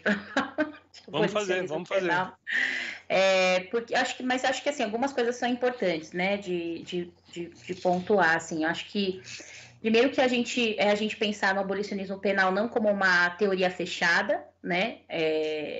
Tem várias possibilidades no interior do debate do abolicionismo penal, né? Então eu vejo isso mais como um movimento do que como, né, uma proposta teórica fechada, né? Então tem vários teóricos que têm discussões, né, no interior do abolicionismo penal sobre quais são os caminhos para a gente, enfim, chegar à discussão de abolir as prisões, né? Então a gente tem a Angela Davis, que vai ser bem mais, que vai apontar uma perspectiva radical, né, de que não tem que se trabalhar nenhuma perspectiva de reforma e tem que se abolir as prisões, né, radicalmente. Aí a gente vai ter outros teóricos que vão colocar toda uma discussão sobre sistemas de medidas alternativas, né, sobre caminhos para se construir a chegar a essa discussão.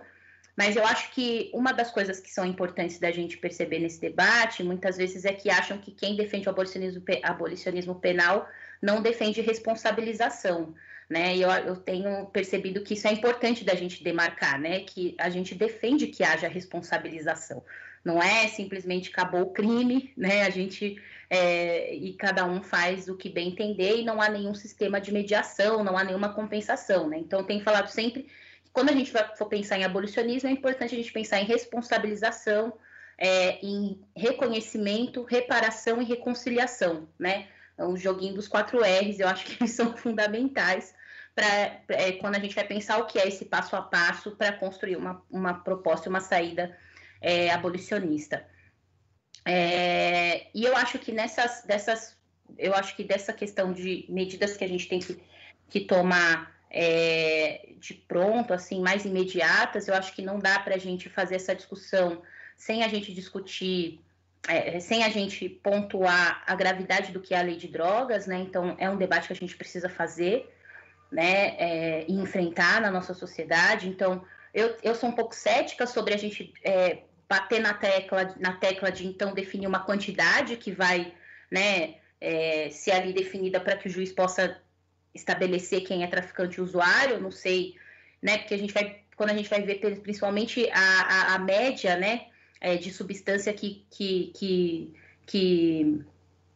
são encontradas com pessoas negras e brancas, né, isso também muda, né, então pessoas negras, elas têm uma quantidade muito menor, portando uma quantidade muito menor de substância, até 4 vezes menor de substâncias, elas são condenadas, né, em relação a pessoas brancas, né.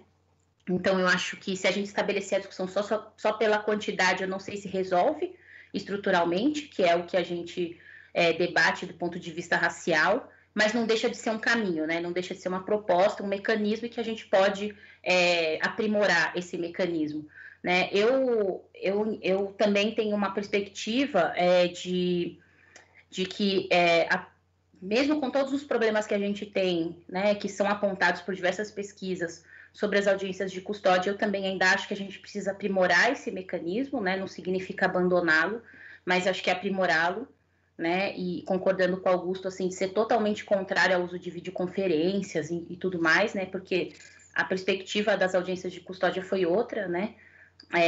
Então, acho que isso é muito importante e acho que sempre tentar propor sempre essa perspectiva da mediação, né? A gente precisa entender de fato o que a gente quer quando a gente vai falar de... Eu não acho, por exemplo, que a gente tem tantas medidas efetivas de restauração no Brasil, né? Acho que a gente precisava pensar melhor sobre isso e formular melhor nessa perspectiva da justiça restaurativa. E, para finalizar, agradecer mais uma vez por estar aqui trocando com vocês. Aprendi muito hoje e nos encontramos na luta aí. Somos nós que agradecemos. Juliana. Augusto, suas prioridades para o campo daqui para frente, considerações finais. Olha, a minha, terminando de novo, um pouco pessimista, minha prioridade é não ter retrocesso. Acho que se não tiver retrocesso, já é uma vitória. Sinceramente, eu tô enxergando dessa forma. Não havendo retrocesso nas audiências de custódia, cada pequena vitória é uma grande vitória. A gente não ter deixado a videoconferência vingar, não ter deixado aumentar o prazo para 72 horas, são pequenas vitórias que eu considero grandes avanços, porque perder nisso seria um grande retrocesso numa construção que nós demoramos tantos anos para viabilizar. Por ainda achar que, de acordo com a minha fala inicial, eu acho que ali ficou claro, a audiência de custódia ainda é um mecanismo muito importante para humanizar o processo e fazer com que juízes entendam que casos têm que ser analisados um a um e não de uma outra forma. Concordo plenamente com a Juliana e não tinha falado nisso, mas acho importante nessa minha participação final mencionar. Uma modificação na lei de drogas em nosso país fará sim, terá um reflexo prático, sim, porque é uma quantidade gigantesca em razão de decisões completamente díspares, já que a nossa lei não deixa nenhum critério objetivo seguro para diferenciar um usuário do traficante. Então, uma modificação na lei, até com o julgamento que já está há muito tempo parado no Supremo Tribunal Federal, da inconstitucionalidade do artigo 28, que trata do porte para consumo. Se esse artigo for considerado inconstitucional, nós já avançaremos, de certa forma, em alguma medida, nessa lei que é completamente obsoleta, posto que fracassada. A política de drogas em nosso país, como em outros lugares do mundo, fracassou, a nossa principalmente. Então, alterar, aí sim, aqui até eu saio com um pouco de otimismo. Juliana, você me trouxe um pouco de esperança, porque mudar a lei de drogas é sim uma forma da gente tentar modificar, inclusive, bastante esse cenário do superencarceramento. E para finalizar, e aqui falando um pouco deste trabalho do Fundo Brasil e de outras organizações que vêm ao longo dos últimos anos trabalhando essa questão, a produção de pesquisa ainda é muito importante de relatórios. E por que eu falo isso? Eu hoje saindo, antes da participação aqui, eu coloquei em alguma rede social que eu ia participar desse debate, uma pessoa me disse: o senhor já assistiu um podcast do desembargador tal sobre o tema? Eu falei: não, assista. E eu assisti, um podcast curto, demorou uns 20 minutos, e eu vou falar aqui nome sem problema nenhum. É um desembargador criminal chamado Edilson Brandão, que é um desembargador que tem uma experiência muito grande. Ele foi juiz criminal de primeira instância aqui na Barra Funda durante muitos anos, integra uma Câmara Criminal do Tribunal de Justiça de São Paulo, e ele foi entrevistado por um outro desembargador, que é o Guilherme Nutti, uma pessoa bastante respeitada, um acadêmico que escreve muitos livros aí, best-sellers de direito penal, processual penal, e basicamente esse desembargador, que é da área, entende do assunto, ele faz uma defesa e fez uma defesa nesse podcast que me causou, assim, eu não sei nem adjetivar, mas afirma ele que não existe superencarceramento no Brasil. Afirma ele que o número de 800 mil presos ele está inflacionado, porque, segundo ele, apesar de não apresentar da onde ele tirou esse dado, desses 800 mil presos em nosso país, 400 mil não estão de fato presos. Porque ele entende que quem está em regime aberto ou em regime semiaberto não está preso. Então, ele acha que esse número de 800 mil presos é um número falacioso. E aí ele vai além, ele me trouxe uma informação, nesse podcast, que eu realmente vou atrás, porque essa me assustou. Quando ele fala dos presos provisórios, ele diz o seguinte, que essa estatística de que 35%, em determinados casos, como na população carcerária feminina, às vezes ultrapassa 50 minutos, ele diz que esse número é completamente mentiroso. Por quê? Segundo afirmado por um desembargador do Tribunal de Justiça. Se um preso, ele tem mais um decreto de prisão preventiva em casos diferentes, isto é contabilizado como mais de um preso provisório. Então, ele diz que essa estatística está errada, porque se um réu, por exemplo, responde a 3 processos e ele tem 3 prisões preventivas decretadas, uma em cada processo, o sistema, não falou que sistema é esse, contabiliza como se isso fossem 3 pessoas dentro do sistema penitenciário. Portanto, esse número estaria completamente equivocado. Ele não trouxe de onde tirou essa informação, mas ele fez essa afirmação. Por isso que eu digo que uma das, inclusive, iniciativas importantíssimas que todos nós da sociedade civil do terceiro setor precisamos fazer é continuar a produção de pesquisas, de estatísticas, até para conseguir, de certa forma, contrapor uma informação que eu imagino seja uma informação incorreta desse desembargador. Volto a agradecer o convite, parabenizar a Juliana, Isabel e a todos que participaram de hoje e ressaltar a importância dessa iniciativa do Fundo Brasil. Obrigado mais uma vez pelo convite. Obrigado, Augusto. Por fim, passo para a Isabel.